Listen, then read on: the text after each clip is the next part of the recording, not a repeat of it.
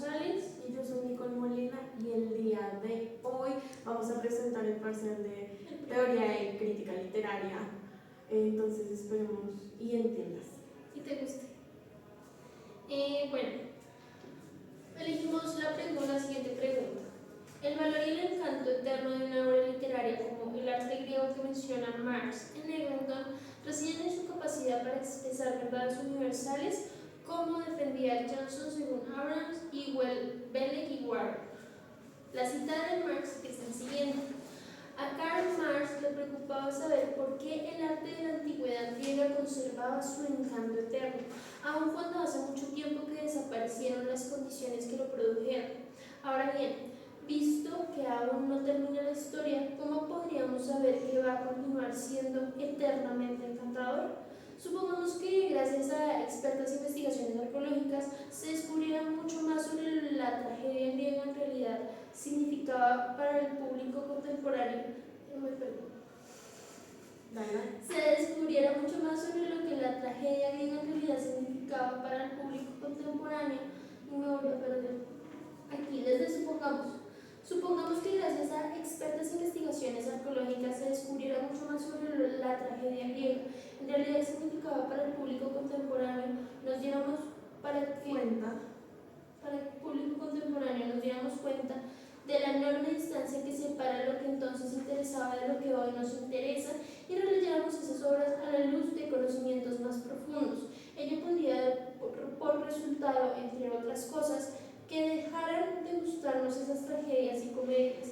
Quizá llegáramos a pensar que antes nos habían gustado porque inconscientemente las leíamos a la luz de nuestras propias preocupaciones, cuando esto resulta menos posible. Quizás esas obras dramáticas dejan de hablarnos significativamente.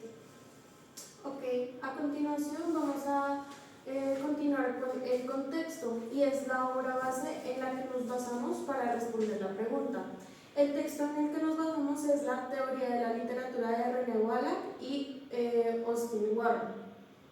¿Por qué? Porque al responder la pregunta de el valor y encanto eterno de una obra literaria como el arte griego, para René Wallach y Austin Warren en el texto de la teoría literaria, la obra literaria es ante todo una estructura artística autónoma, un objeto estético que debe ser comprendido desde sus propios elementos formales. No se define como un reflejo de la realidad ni como una expresión directa de la vida del autor, sino como esa creación que posee una coherencia interna, ritmo, lenguaje, forma y que exige ser analizada desde lo literario. En su visión, la obra no es un documento histórico ni psicológico, sino una totalidad orgánica que se construye en el acto de lectura y que revela sentidos múltiples a través de diferentes composiciones. Entonces, aquí lo que vamos a hacer es contextualizar cuáles son los conceptos que vamos a utilizar para que se entienda de una manera más clara los argumentos que vamos a plantear. En primer lugar, vamos a plantear con Belek y con Warren la verdad como una esencia representativa. ¿Por qué? Un momento. Porque para Belek y Warren la verdad es un espíritu literario que no entrega una verdad porque esa verdad se pone en evidencia y la verdad de la realidad está en la literatura. Las obras de literatura pueden contener la verdad, porque esa idea de verdad es un producto de un pensamiento sistemático. La verdad de la literatura es una representación. La verdad representativa quiere decir que viene como de esa idea de la realidad, una construcción que se construye en esas verdades universales que hay. Esa verdad, según Eagleton, es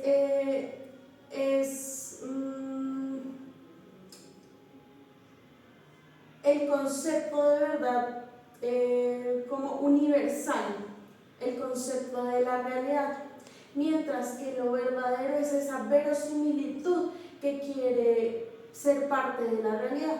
Un ejemplo de esto puede ser, no sé, el unicornio.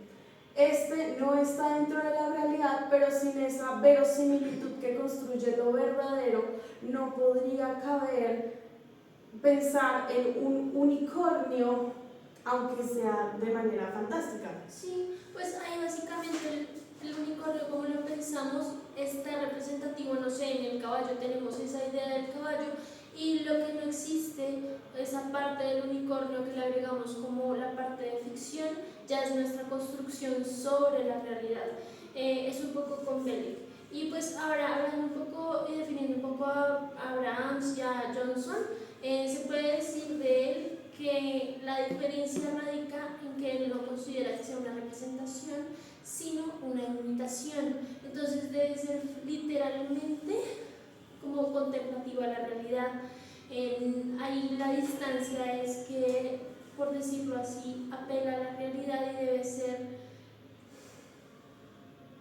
¿cómo lo digo? Debe ser específicamente real. Aquí ya no saldríamos del unicornio, ya el unicornio no vendría a ser una imitación, sino que simplemente quedaría la representación, entonces no sería válido para Abrams que el unicornio sea algo literario, sí, en ese sentido.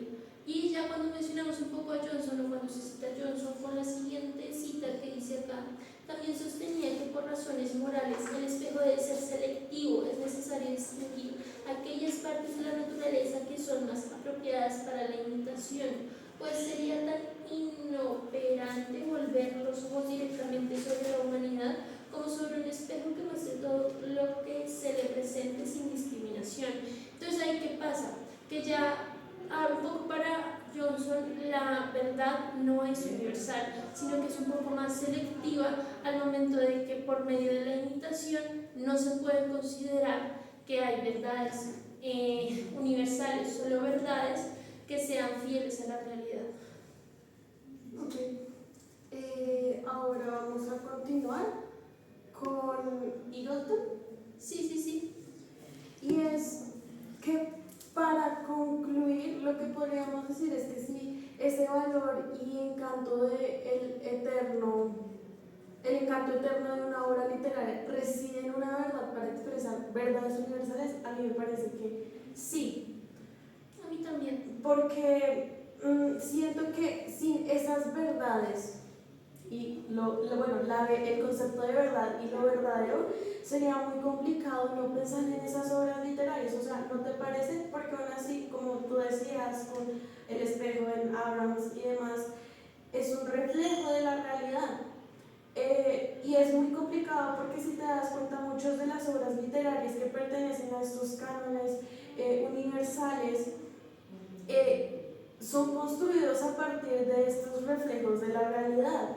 O sea, hay que tomar elementos de la realidad para construir elementos literarios que quieran pertenecer a esa verosimilitud de lo verdadero, aunque no sea verdad en la realidad.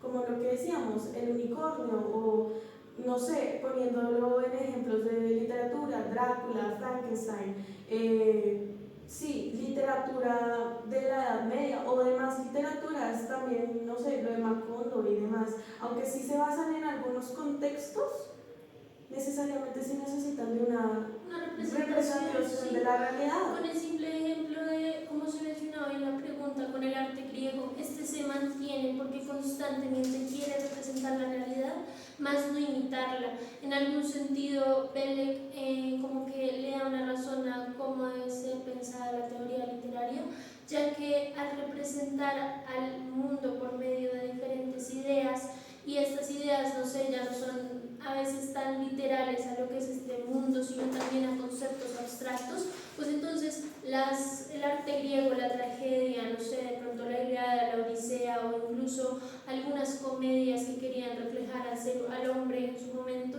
pues estas simplemente representaban al hombre en su esencia, tanto en la comedia como tal cual como era, o en la tragedia tal cual como debía ser, pero eso implicaba que no debían ser totalmente reales como con los dioses o con las diferentes analogías o metáforas.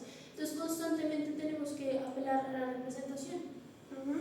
Además, para finalizar, yo creo que deberíamos decir que esta verdad universal se construye a partir de esas representaciones sistemáticas de los consensos que se llegan como sociedad. Como digamos decía Eagleton, que daba muchas vueltas en el texto de la introducción a la teoría literaria, la respuesta final para decir pues qué es eso de teoría literaria o qué se considera literatura es que la literatura es lo que está bien escrito, lo que a la mayoría de las personas les parece válido, buena literatura.